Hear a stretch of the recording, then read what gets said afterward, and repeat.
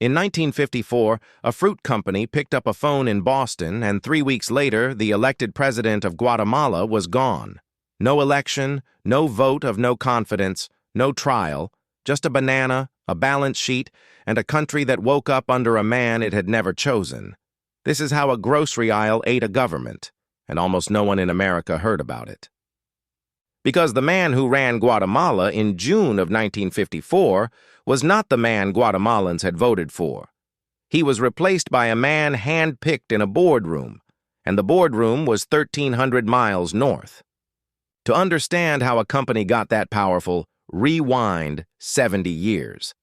In the 1870s, a young American named Miner Keith took a contract to build a railroad through the jungles of Costa Rica. 5,000 workers died.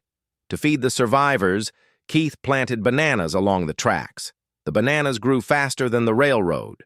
By the time the trains were running, the fruit was paying the bills. The railroad was the side project. The banana was the empire. Keith merged his operation with a Boston fruit importer in 1899, and the new entity was called the United Fruit Company. Within a generation, it would own more land in Central America than any government in the region. United Fruit didn't just grow bananas. It owned the soil they grew in. It owned the railways that carried them to the coast, the ports that shipped them north, the steamships that moved them, the telegraph lines that priced them, and the company towns the workers slept in. In Honduras, in Costa Rica, in Colombia, in Guatemala, entire economies ran on its ledger. If the company didn't like a tax, it didn't pay it. If a government raised one, the government fell. Across Central America, people had a name for it. They called it El Pulpo, the octopus, because no matter which country you lived in, one of its tentacles was already wrapped around your harvest, your harbor, or your president. By 1950, the United Fruit Company owned over 500,000 acres in Guatemala alone. It paid almost nothing for it, and 90% of that land was sitting idle. Then Guatemala did something nobody expected. In 1950, in a clean election, the country chose a young army officer named Jacobo Arbenz Guzman. Arbenz was not a communist. He was a reformer.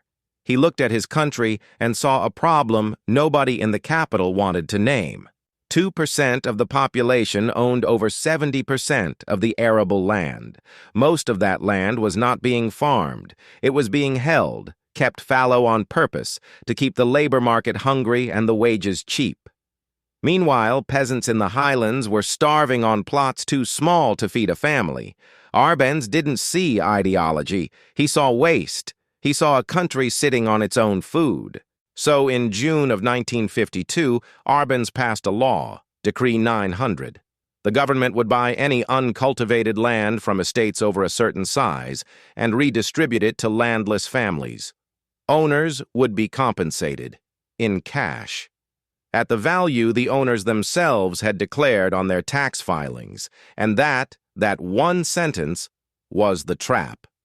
Because for decades, the United Fruit Company had underreported the value of its Guatemalan land to dodge taxes. Now the government was offering to buy it at exactly the price the company had sworn it was worth.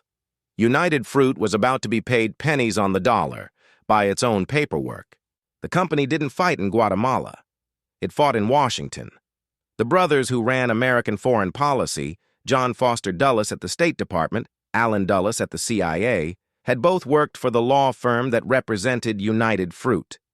The company's PR head sat on the boards of newspapers. Its lobbyists owned the cocktail circuit. And by the spring of 1953, a story was being sold to the American public. Edward Bernays, the man who invented modern public relations, was hired by United Fruit. He didn't run ads. He ran headlines. He flew American journalists to Guatemala on company-paid junkets and fed them a single line. Arbenz is a communist. Guatemala is going red. The Soviets are at the door of the canal. Within a year, every major U.S. paper was printing the same script. Meanwhile, the CIA was building a different weapon. In a warehouse in Florida, a radio station was assembled and shipped piece by piece into Honduras. It broadcast in Spanish into Guatemalan homes every night. It called itself the Voice of Liberation. It was run by the CIA. And in June of 1954, planes flown by American pilots crossed the Guatemalan border. They dropped leaflets warning of an invasion. They dropped bombs on the capital. The invasion itself was tiny, barely 400 men. But the radio said it was an army, and Arbenz, surrounded, isolated, and abandoned by his own officers, resigned within the week. The man United Fruit installed was a colonel named Castillo Armas. Land reform was reversed. Union leaders were jailed. Peasants who had received plots were driven off them. Over the next 3 decades, the country slid into a civil war that killed 200,000 people, most of them indigenous Guatemalans. The company's chairman, Eli Black, would later sit alone in his office on the 44th floor of the Pan Am building in Manhattan and walk through the window. And the company itself? It changed its name. Today, you've seen it. It's on the little blue sticker on the banana in your kitchen. Chiquita. Arbenz, the elected president, died in a hotel bathtub in Mexico in 1971. Alone. He had been moved from country to country, hounded out of every refuge, for 17 years. His daughter had killed herself a few years earlier. He never went home. Bankrupt Empire, the companies you've never heard of that bought the world. Subscribe.